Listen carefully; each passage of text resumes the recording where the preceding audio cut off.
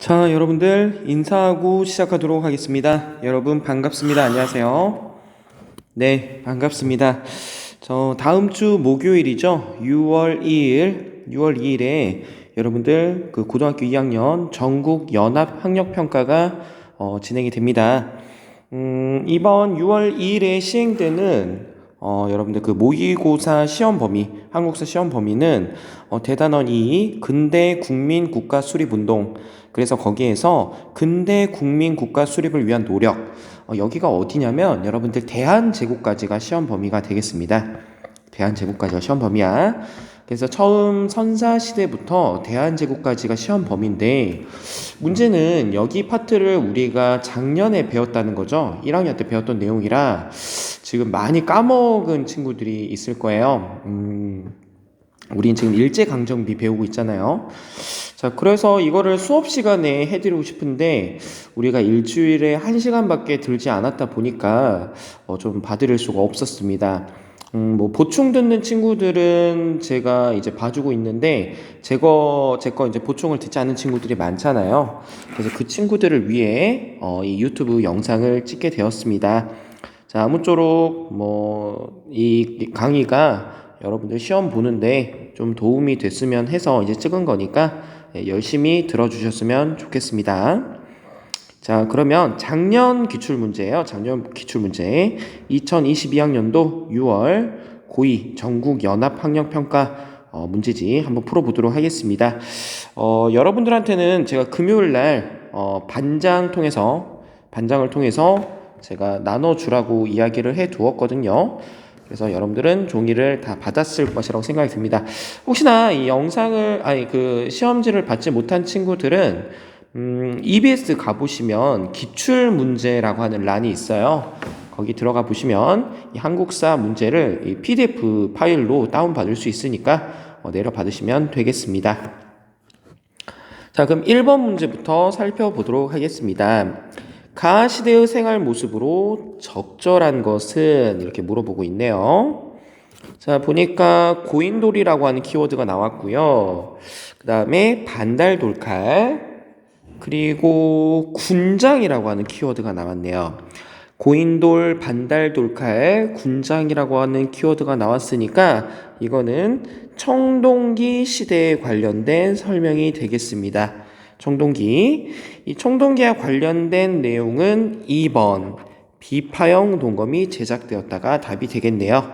자, 그러면 이 청동기에 관련된 내용을 좀 설명드리도록 하겠습니다. 자, 여러분들 보통 우리 모의고사나 수능 1번 문제는 선사시대사가 시험에 나와요. 이 선사시대의 선자는 먼저 선자입니다.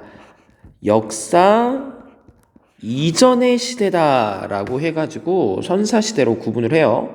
선사시대 다음 시대는 우리가 역사시대라고 이야기를 하는데 선사시대와 역사시대를 구분하는 기준은 문자의 사용 여부로 구분을 하게 됩니다. 그러니까 문자가 사용되었던 시대부터 우리는 역사시대로 구분을 하고요. 문자가 사용되기 이전의 시대를 선사시대라고 이야기를 하죠. 그럼 선생님 문자를 사용하지 않았으면 그 사람들을 기록을 안 남겼으니까 그 사람들이 사는 모습을 모르지 않을까요? 라고 질문한 친구들이 있을 수 있는데 그게 아니죠, 여러분들. 우리가 문자를 사용하지 않았더라도 그 시대 사람들이 썼었던 어떤 도구들이라든지 어떤 뭐 유적 뭐 그런 것들이 있었을 거 아니에요. 유물 유적이 있었을 거 아니야. 그런 걸로 사람들이 이런 생활을 했겠거나 라고 추측을 하게 되는 겁니다. 자, 그러면 선사시대는 우리가 크게 구석기 시대, 신석기 시대, 청동기 시대로 구분을 하게 되는데요. 이 구석기 시대 때 보여줬던 모습들, 신석기 시대 때 보여줬던 모습들, 청동기 시대 때 보여줬던 모습들이 다 다르고 이 당시에 썼었던 그 도구들도 각각 다르니까 정리를 한번 해보도록 하겠습니다. 자, 먼저 이 구석기 시대, 이 구자가 옛 구자예요. 옛날 석기를 사용했다 이 말이야. 자, 우리가 보통 인간이 살기 위해서는 이 의식주라고 하는 것이 해결이 되어야 돼요. 근데 이제 시험에 나오는 파트는 보통 식하고 주, 도구 이렇게 제가 구분을 해보도록 할게요. 먹을 것을 먹을 것입니다. 먹을 식자예요. 자, 이 구석기 시대 때는 먹을 것을 찾아서 여러분들 일단 채집, 뭐 과일 같은 거를 뭐 따서 먹고요. 그 다음에 수렵, 사냥을 이야기합니다. 뭐 이렇게 동물을 사냥해서 이제 잡아먹고, 그 다음에 어로 물고기 같은 거를 이제 잡아가지고 이제 생활을 하는 거예요. 물고기 잡아먹고. 자, 채집, 수렵, 어로로 먹을 것을 해결하려고 합니다. 자, 그러면 여러분들 한 지역에서 이제 과일도 다 따서 먹고, 동물들도 다 사냥해 먹고, 물고기도 이제 다 사냥해 버리면 언젠가는 먹을 게 떨어질 거 아니에요? 그럼 먹을 것이 떨어지면 가만히 있을 거예요? 아니죠. 먹을 것을 찾아 어떻게 해야 됩니까? 다른 지역으로 이동을 해야 되죠. 그래서 이 시대 때, 구석기 시대 때는 이동 생활이 이루어지게 되는 거야. 그러면 내가 여기서 한 달이 됐든 일주일이 됐든 먹을 것이 떨어지면 다른 지역으로 이동을 하게 될 거 아니야. 집을 예쁘게 지을 필요가 없죠. 튼튼하게 지을 필요가 없죠. 말 그대로 당장 더위와 추위 그리고 동물들의 습격으로부터 좀 안전할 수 있는 데면 어디든지 가능합니다.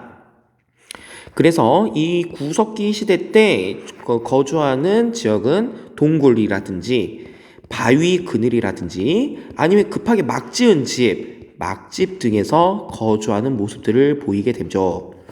자, 그럼 이 당시 도구는 어떤 도구를 사용했느냐? 말 그대로 거대한 돌에서 떼어낸 석기다. 어떠한 가공도 하지 않고 떼어내서 사용하였다. 그래서 우린 이것을 뗀석기라고 하고 가장 대표적인 뗀석기는 주먹도끼라고 할 수가 있어요. 주먹도끼. 자, 그래서 이 구석기 시대 때는 먹을 것을 찾아 이동 생활을 했다. 동굴이나 바위 그늘이나 막집에서 거주했다. 뗀석기 그리고 주먹도끼 이런 것들을 사용했었다가 보통 답으로 나옵니다. 자, 그럼 신석기 살펴보도록 할게요. 자, 이 신석기의 신자는 새로울 신자입니다. 아까 이 구석기가 옛 구자를 사용했다 그랬잖아요. 그것보다는 좀 새로운 시대다. 새로운 석기를 사용했다. 라고 해서 신석기 시대라고 이야기를 합니다. 이 신석기 시대 때는 구석기와 마찬가지로 채집, 수렵, 어로로 먹을 것을 찾게 되는데 추가적으로 이 신석기 시대 때는 농사가 시작되고요. 그리고 집에서 가축을 기르는 목축이 진행되게 됩니다. 그래서 이런 농경과 목축이 시작되었다. 그래서 우리 이것을 이전 시대에 비해서 너무 급작스럽게 변했다. 혁명이다. 라고 이야기를 해서 우린 이것을 신석기 혁명이라고 이야기를 하게 되는 거죠. 자, 그런데 여러분들 이 농사라고 하는 것이 그냥 씨 뿌린다 그래서 바로 그 결과물이 나오는 것이 아니에요. 봄에 씨를 뿌리고 그리고 잡초도 뽑아주고 그리고 뭐 물도 줘야 되고 그 다음에 뭐 거름도 줘야 되고 계속 옆에서 보살펴 줘야 돼요. 그러니까 상당히 시간이 오래 걸린다는 거죠. 그러니까 사람들이 이 전처럼 마구마구 이동할 수는 없습니다. 왜 그러냐면 당연하죠, 여러분들. 이동하면 옆에서 이 농작물을 케어해 줄 수가 없잖아. 그러니까 사람들은 이 농사를 짓기 위해서 한 곳에 머무르는 생활을 하기 시작했는데요. 우린 그 생활을 정착 생활이라고 이야기를 합니다. 그래서 이 신석기 시대 때부터 사람들은 한 곳에 머무르게 되는 정착 생활을 시작하게 되는 거예요. 그럼 한 곳에 오랫동안 머무르려면 이 전보다는 집에 좀 신경을 써야 되겠다. 그래서 동굴, 바위근을 막집보다는 좀 더 안락한 집을 짓게 되겠죠. 그 집 형태가 바로 움집이라고 하는 집의 형태가 되겠습니다. 움집. 그래서 이렇게 이 땅을 이렇게 파요. 땅을 파가지고 약간 반지하 형태에서 위에다가 이렇게 지붕을 만들게 되는 겁니다. 그래가지고 사람들이 이 가운데 여기서 이제 머무르게 되는 그런 움집의 모습으로 하게 되는 겁니다. 왜 선생님 땅을 파나요? 이 당시 집 짓는 기술이 부족했기 때문에 벽을 만들면 바람이 송송송 불어요. 그래서 이제 땅을 파가지고 어떤 게 좀 추위를 피하려고 하는 이렇게 하면 이제 바람 같은 걸 막아줄 수 있잖아요. 그래서 반지하 형태의 움집이 굉장히 많습니다. 그래서 가운데다가 화로를 둬가지고 또 추위를 피하는 모습을 보이게 되죠. 자, 그리고 이 시기 때 사용했었던 도구는 이전에 썼었던 뗀석기에다가 좀 더 가공 처리를 합니다. 갈아요. 그래서 우리는 이 석기를 간석기라고 이야기를 하고요. 가장 대표적인 유물은 갈돌, 갈판 등이 있습니다. 갈돌과 갈판이 있다. 그리고 이 당시에 사용했었던 도구는 빗살무늬 도기라고 하는 것이 있어요. 빗살무늬 도기. 위에 이제 농경을 했으니까 그 나달 어떤 뭐 이렇게 농작물을 담아 놓을 수 있는 그런 그릇이 필요하겠죠. 그래서 이렇게 생긴 이렇게 빗살무늬 모양을 넣은 빗살무늬 도기가 이 신석기 시대 때 활용되었다. 그래서 이 정도 기억해 두시면 되겠습니다. 자, 그 다음에 청동기 시대 때 한번 살펴보도록 하겠습니다. 자, 이 청동기 시대 같은 경우에는 신석기 시대 때보다 훨씬 더 농경 기술이 발달하게 돼요. 자, 농경 기술이 발달하게 되고 이 당시부터는 벼농사가 시작이 됩니다. 선생님, 그러면 아까 신석기 시대 때 농경은요? 주로 밭농사, 뭐 조, 보리, 수수와 같은 농작물이 키워졌다면 이 청동기 때부터는 드디어 쌀을 재배하기 시작하는 거예요. 그리고 이제 농경 기술이 발달하다 보니까 당연히 생산력도 늘어나게 되겠죠. 이 전에는 이 배고픔만 해결하면 됐었는데 이제는 농업 기술이 발달하게 됨에 따라서 내가 먹고도 남는 생산물이 발생하게 되는 겁니다. 우린 그것을 잉여 생산물이라고 이야기를 해요. 잉여 생산물, 잉여 농산물, 잉여 생산물, 남는다라는 뜻이야. 자, 남았어. 그러면 아무래도 많이 가진 사람이 있게 되고 그리고 적게 가진 사람이 등장하게 되겠죠. 즉, 이 누가 더 많이 가졌느냐, 누가 덜 가지게 되었느냐에 따라서 이것은 나중에 무엇으로 이어지게 되느냐, 계급의 발생으로 이어지게 되는 겁니다. 선생님, 그게 무슨 말인가요? 자, A라고 하는 사람이 있었다고 칩시다. B라고 하는 사람이 있었다고 칩시다. 자, 이 두 사람이 살고 있었어요. 자, A는 아주 부지런한 학생이에요. 그래서 이 친구는 막 이렇게 날씨가 덥든 비가 많이 오든 뭐 춥든 이런 거 상관없이 이제 부지런해가지고 이 농사를 열심히 잘 지어서 농사가 대박이 났어요. 자, 이 B라고 하는 친구는 굉장히 게으릅니다. 그래서 아유 뭐 덥네 안 해야지, 비 많이 오네 응 안 해, 뭐 이런 식으로 계속 이렇게 농사를 이 차일피일 미루다가 농사가 망했습니다. 자, 아주 추운 겨울이 됐어요. 자, 이 농사가 대박 났던 A는 아주 그냥 겨울을 따뜻하게 보냅니다. 근데 B는 굶주려 힘들어요. 그래서 이 B가 A를 찾아가게 되는 거죠. 저 먹을 것 좀 나눠줄 수 없어요? A가 얘기합니다. 저 먹을 것도 부족해요. 안 됩니다. B가 그러지 말고요. 그러면 저희가 그냥 들을 수는 없고요. 저희 집에서 일을 좀 하세요. 그래서 B는 어떤 그 굶주림을 면하기 위해서 A 집에서 일을 하게 됩니다.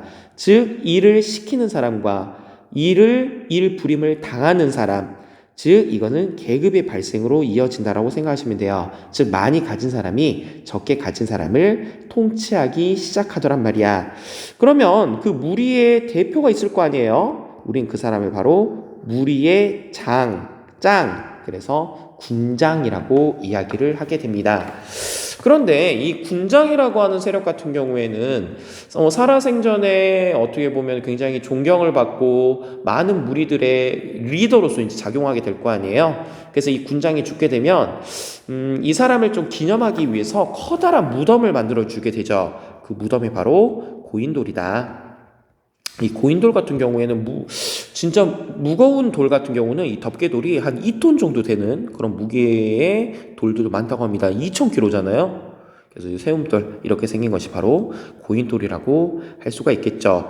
자, 그런데 아까 이 B라고 하는 사람, A라고 하는 사람이 점점 마음에 들지 않습니다. 사사건건 자꾸 태클을 걸거든요. 그래서 이 B는 A가 가진 이 농산물을 빼앗으려고 합니다. 즉, 칼을 들고 빼앗아요. 무엇이 일어나고 있습니까? 전쟁이 일어나게 되겠죠. 그래서 이 전쟁에서 이긴 사람은 지배층으로 군림할 것이고, 전쟁에서 패배한 사람은 피지배층으로 이제 전락하게 되겠죠. 자, 그럼 전쟁을 위해서는 뭐가 필요합니까? 무기가 필요하게 되겠죠. 그때 청동기 시대 때 사용했었던 무기가 바로 비파형 동검이다. 이 동자가 청동할 때 동자예요. 비파형 동검이라고 하는 것이 사용되었고, 그리고 이거 이외에 여러분들 반달 돌칼, 이 반달돌칼이라고 하는 이 칼을 제작해가지고요, 벼 이삭을 자를 때 사용하기도 합니다.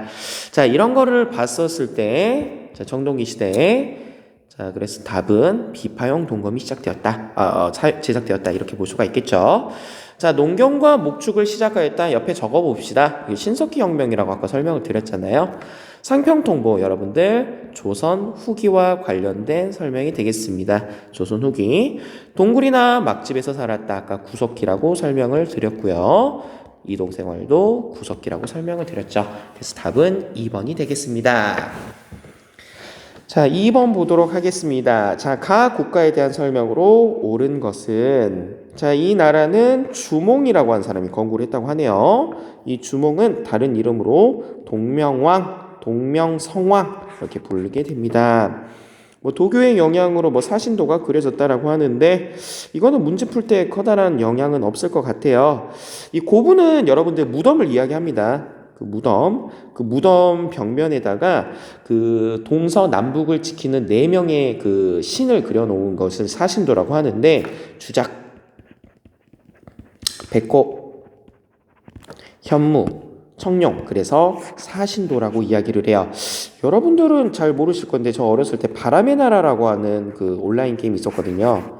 그래서 바람의 나라 그래서 이 4명의 수호신 중에 한 명을 고르면 그 마법이 달랐습니다. 주작은 불꽃 나오고, 뭐 백호는 번개 나오고, 현무는 얼음 나오고, 청룡은 백호가 그 지진이었구나. 죄송합니다. 청룡이 번개 나오고 이런 또 기억이 나네요. 네, 그렇다고요. 자, 주몽이 건국한 나라는 고구려가 되겠는데요. 고구려에 관련된 설명은 1번 수의 침략을 물리쳤다라고 볼 수가 있겠네요. 자, 이것도 한번 봅시다.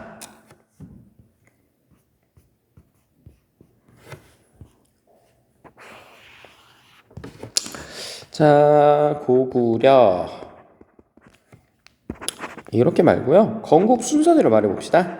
신라가 제일 먼저 건국이 되었고요, 고구려, 백제 이렇게 볼게요. 자, 여기서 여러분들이 알아두셔야 될 부분은 일단 시족, 그 나라를 건국한 사람, 처음 시자에 조상 조자예요. 처음 시족 좀 알아두셔야 될 것 같고요. 두 번째 전성기 왕, 그리고 각 나라의 수도, 서울을 이렇게 정리를 해보도록 하겠습니다. 자, 이 신라를 건국한 사람은 여러분 너무나 잘 알고 있죠? 박혁거세. 고구려는 아까 주몽, 다른 말로 고구려세 운동명왕, 백제운조왕, 아래서 나온 혁거세, 이렇게 외우시면 될 것 같습니다. 그리고 이 전성기 왕이라고 하는 건요, 여러분들 우리 한반도가 이렇게 있으면 여기 가운데 여기 너무 위구나. 이렇게 한반도가 이렇게 있으면 한 여기쯤에 강이 하나 흐르잖아요. 이 강의 이름이 뭡니까? 한강입니다. 여기서 전성기는 이 한강 유역을 어떤 사람이 완전하게 차지했느냐, 그걸로 전성기를 구분할 수가 있어요. 자, 신라 같은 경우에는 여러분들 6세기 때 진흥왕이라고 하는 사람이 백제의 성왕과 함께 연합해서 차지하였다가 곧 성왕을 배신하고 혼자 차지하게 되죠. 자, 그리고 고구려 때는 5세기 장수왕 때 이 한강 유역을 확실하게 차지하게 됩니다. 백제를 공격해서요. 자, 백제는 처음부터 이제 전성기라고 할 수가 있는데, 처음부터 한강 유역에 그 수도를 잡아요. 그래서 이 4세기 때 백제의 근초고왕이 전성기 왕이라고 할 수가 있겠습니다. 자, 신라의 수도는 계속 똑같아요. 금성, 오늘날의 경주가 되겠고요. 고구려 같은 경우에는 졸본이라고 하는 데에서 국내성에서 평양으로 이렇게 수도를 옮기게 되는데요. 평양으로 수도를 옮겼던 사람이 시험에 나옵니다. 장수왕, 남진적책, 이렇게 구분을 하세요. 자, 백제는 여러분들 시험에 다 나옵니다. 한성에서 웅진에서 사비로. 웅진은 오늘날의 충남 공주고요. 사비는 충남 부여가 되겠습니다. 자, 그러면 여기서 이 백제는 뭐가 시험에 나오느냐?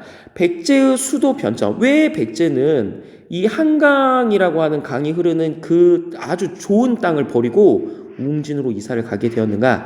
이거는 장수왕이 쳐들어와서 그렇습니다. 자, 따라해 봅시다. 장수왕이 괴롭혀서 괴로왕. 그 당시 장수왕이 백제를 공격해서 괴로왕을 죽이거든요. 그의 아들 문주왕이 밑에 웅진 지역으로 도망가서 거기를 천도하게 되는 거야. 이렇게 알아두시면 돼요. 자, 그러면 왜 웅진에서 사비로 옮기게 되었느냐? 웅진에서 사비로 수도로 옮긴 사람은 백제의 성왕이 되겠습니다. 이 성왕은 아까도 설명드렸다시피 신라의 진흥왕과 연합해서 고구려를 공격해하고 한강여역을 찾았던 사람이야. 근데 진흥왕이 배신으로 빼앗기고 곧 관산성에서 이제 그 원수를 갚으려고 그랬었는데 오히려 전사하게 되죠.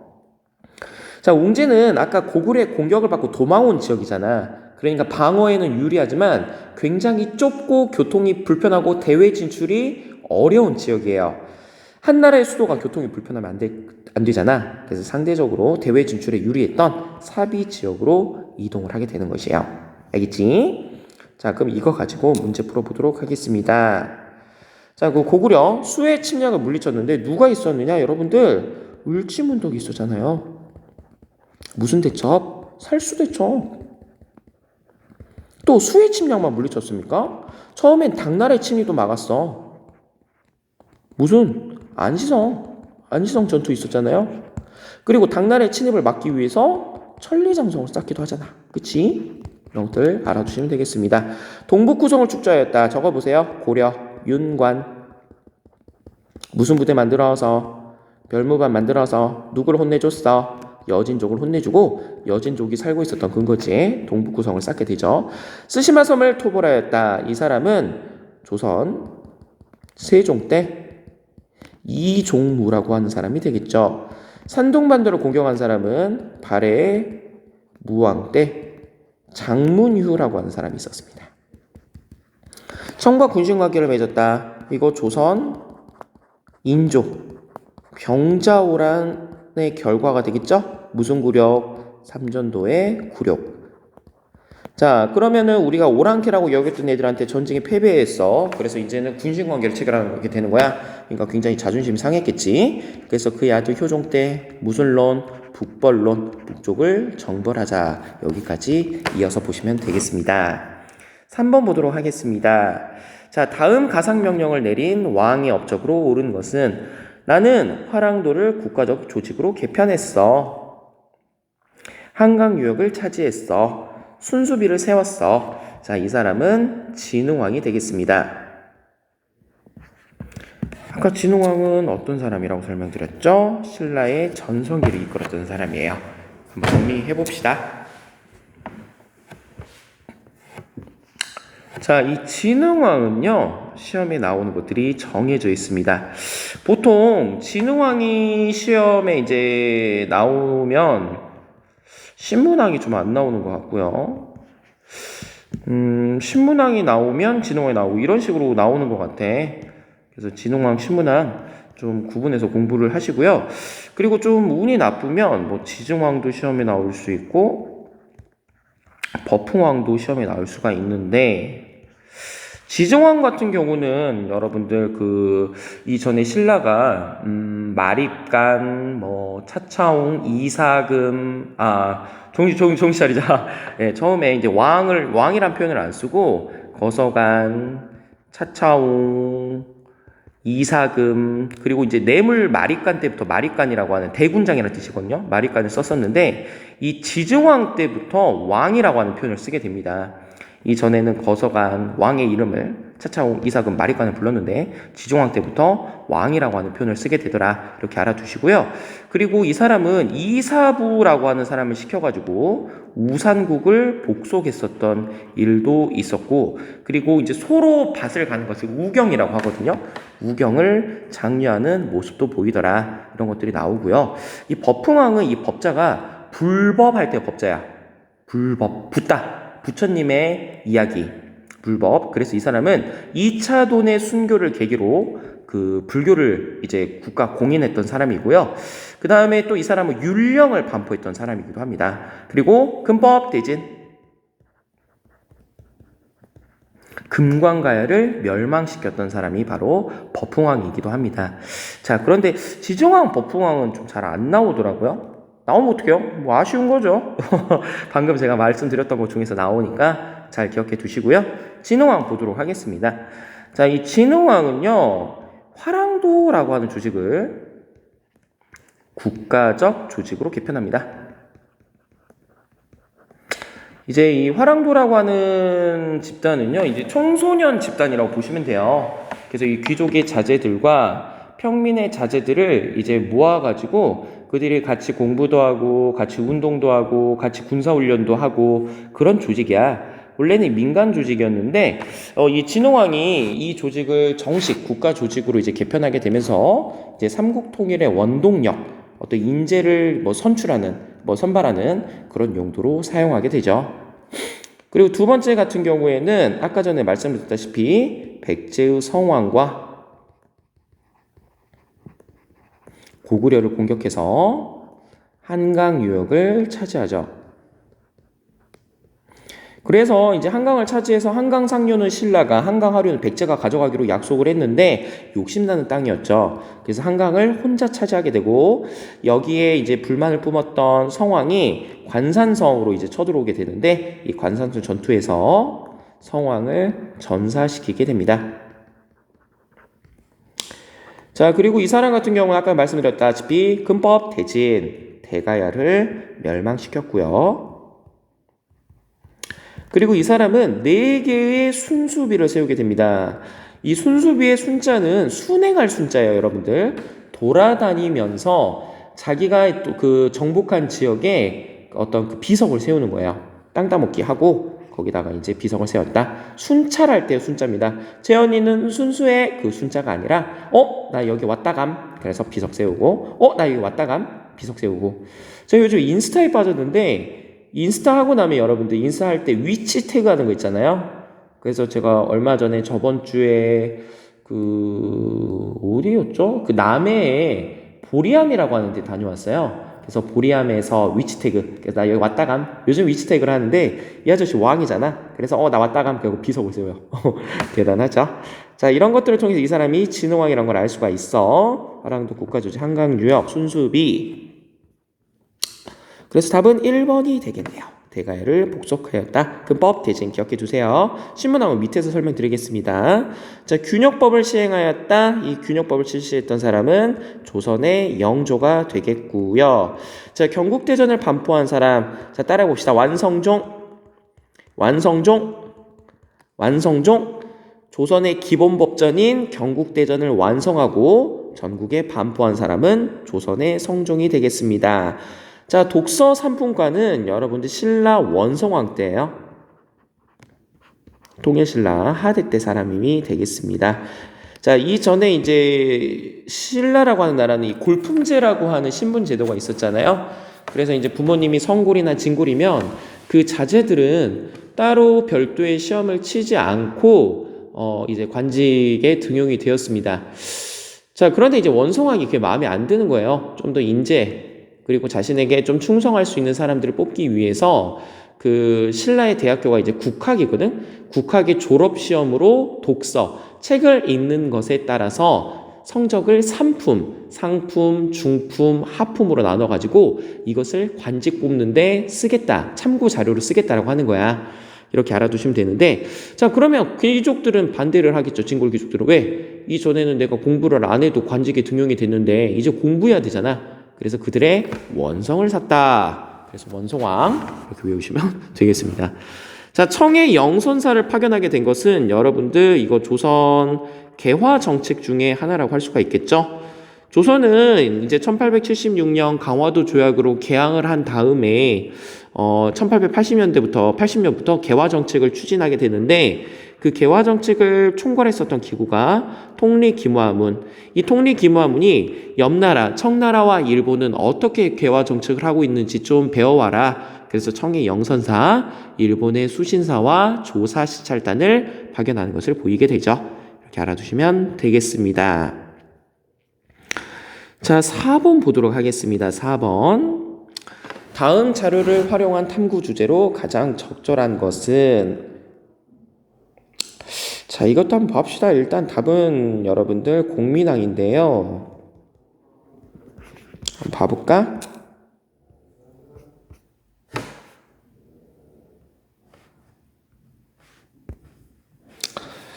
자, 여러분들 뭐요? 자, 고려 봐볼게요. 자, 고려 같은 경우는 보통 정치사가 시험에 나온다. 그러면 왕의 업적, 그리고 고려의 대외 관계를 물어봐요. 자, 왕은 모든 왕들의 업적을 기억해 두실 필요는 없고요. 나오는 사람은 정해져 있습니다. 태조, 왕건, 광종, 성종, 공민왕, 이 네 사람만 기억해 두시면 되고요. 이 대외 관계는 보통 요즘에 난이도가 어려워져서 순서로 나오더라고요. 거란이 쳐들어왔고요. 여진이 쳐들어왔고요. 여진이 나라 이름을 금으로 바꿔서 뭔가를 군신 관계를 요구하고요. 몽골이 쳐들어오고요. 홍건적과 왜구가 쳐들어오게 되는데, 각 민족에 대항했던 주요 인물들을 순서대로 기억해 두시면 됩니다. 거란의 침략은 서희와 강감찬 정도만 알아두시면 되고요. 아까 여진족이 쳐들어왔을 때 윤관, 무슨 반? 별무반. 자, 그리고 동북구정 쌓았다고 설명드렸고, 금나라가 군신관계를 요구하자 이것을 받아들였던 사람이 바로 이자겸이었다. 근데 이자겸은 곧 쫓겨나게 되고 그 자리를 김부식이 차지하게 되는데, 이 김부식도 금나라와 군신관계 요구를 받아들이더라. 이와 대립각을 내세웠던 사람이 묘청. 묘청은 수도를 서경, 평양으로 옮기고 금나라를 정벌하자고 주장했었지만 곧 김부식에 의해서 진압당하게 되더라. 자, 몽골이 쳐들어왔었을 때 그때 고려의 집권자는 최후였고, 몽골에 대응하기 위해서 강화도로 천도했고, 그 강화도에서 8만 대장경 만들어서 부처님 도와주세요. 홍건적과 왜구의 침입을 막으면서 성장했던 세력을 신흥무인 세력, 대표적인 사람 최영과 이성계가 있었다. 이성계는 나중에 위화도 해군을 통해서 권력을 차지하고 신진 사대부 중에서도 급진파 사대부 정도전과 손을 잡고 조선을 건국하더라. 이게 시험에 나옵니다. 근데 우리는 지금 왕의 업적을 살펴봐야 되고, 방금 살펴봤던 사람이 공민왕이잖아. 이 공민왕의 업적 살펴보도록 하겠습니다. 잠깐만요.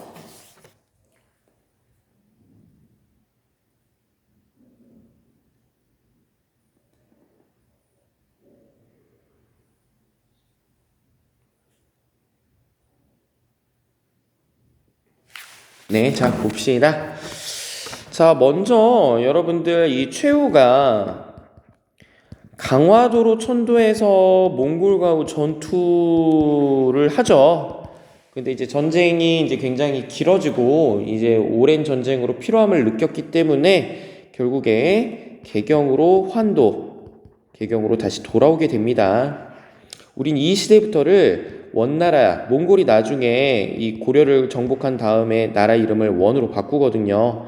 그래서 이때부터를 우리는 원의 간섭을 받는다. 그래서 원간섭기라고 이야기를 해.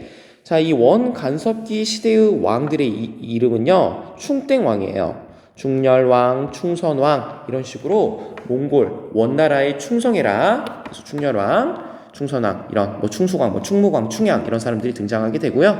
그리고 이 시기 때 같은 경우에는 고려의 여성들을 원나라에 바쳐라 라고 해서 이 공녀라고 하는 그런 게 있었어요. 알아두시면 되겠습니다.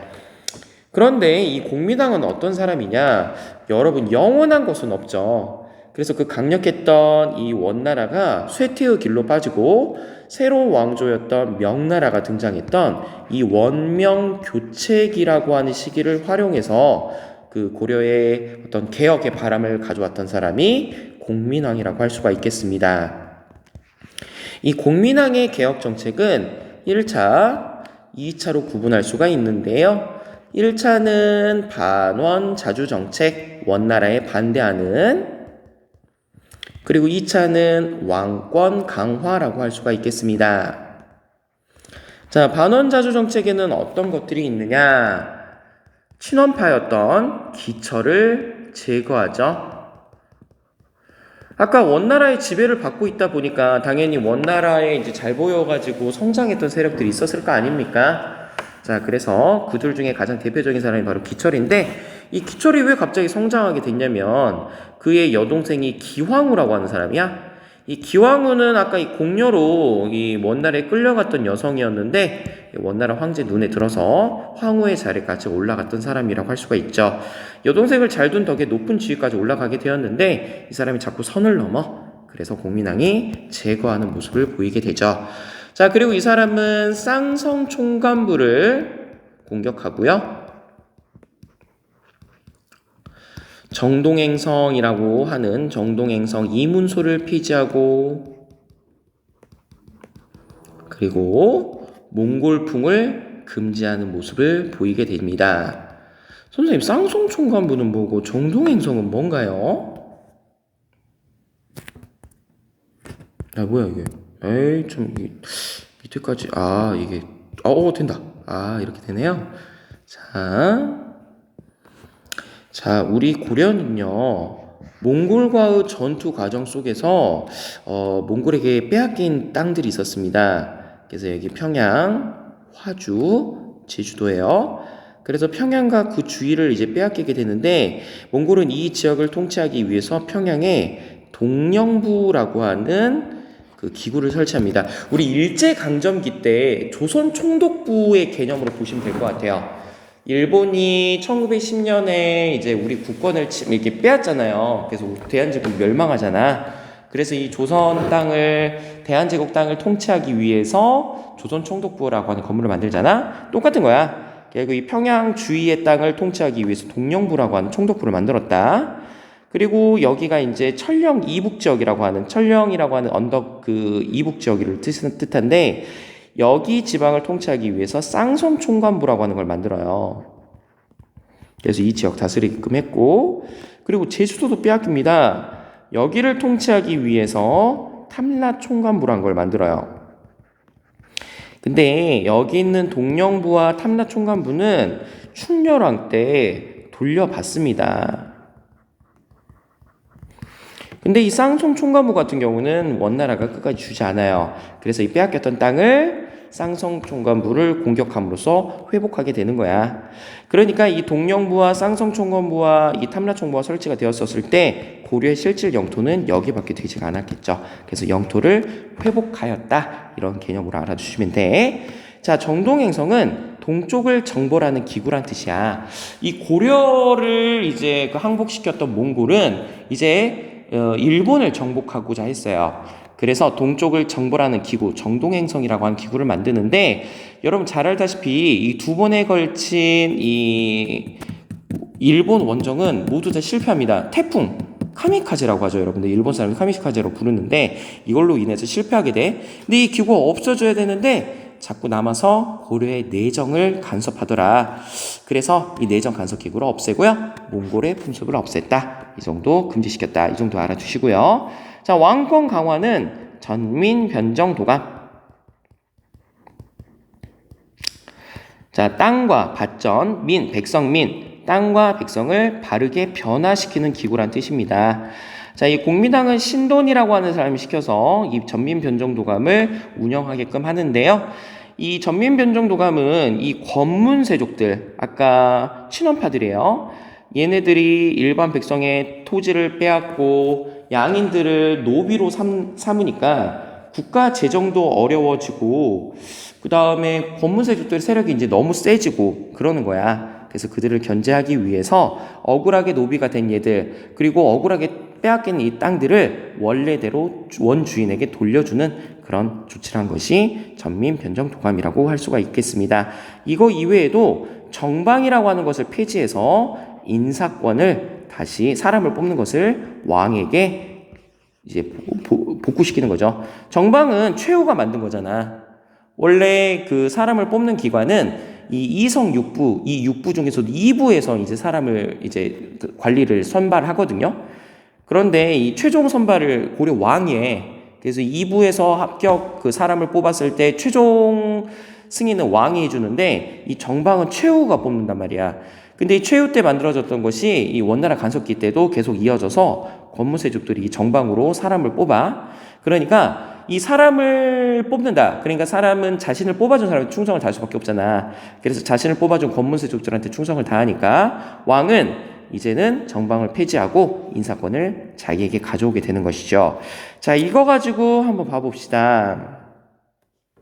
자, 머리를 땄고, 이거는 여러분들 변발을 이야기합니다. 황비옥머리. 호복, 오랑캐들이 입는 옷을 이야기하는 거예요.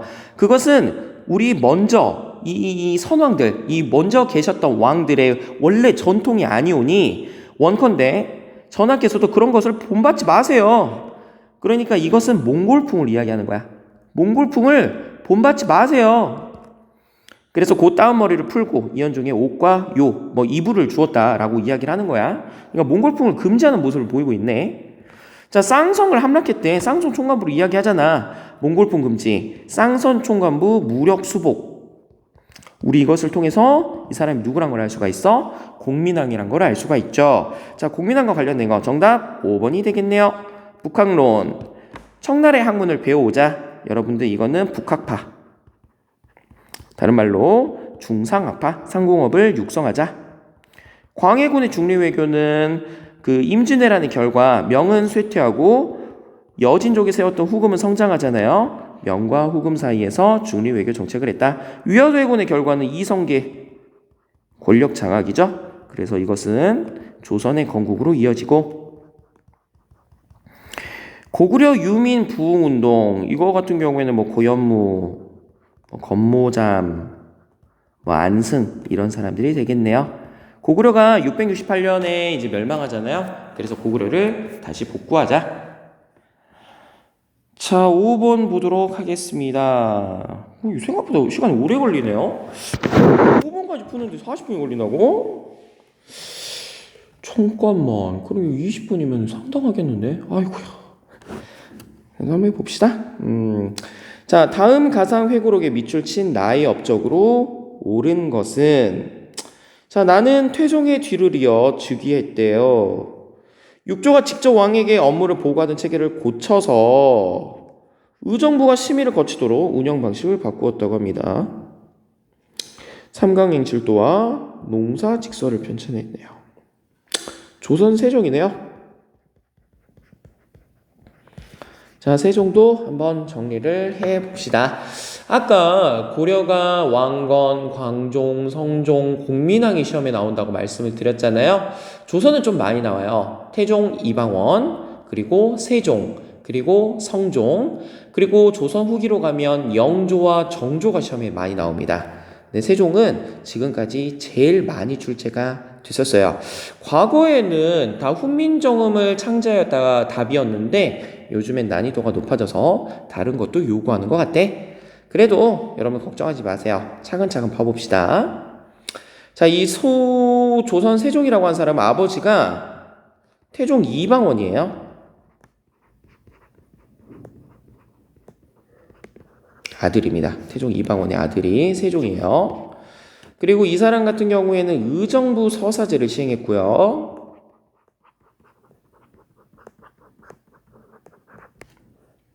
그리고 외교적으로 따진다면은 그 스시마섬을 정벌해요. 아까 이종무를 시켰다고 말씀을 드렸죠. 그리고 최윤덕 장군과 김종서 장군을 시켜서 여진족을 무찌르고 사군 육진을 개척하게끔 합니다.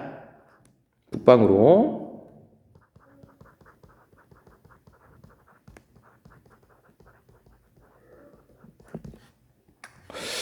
자, 그리고 이제 문화적으로 살펴본다면 훈민정음을 창제하고요.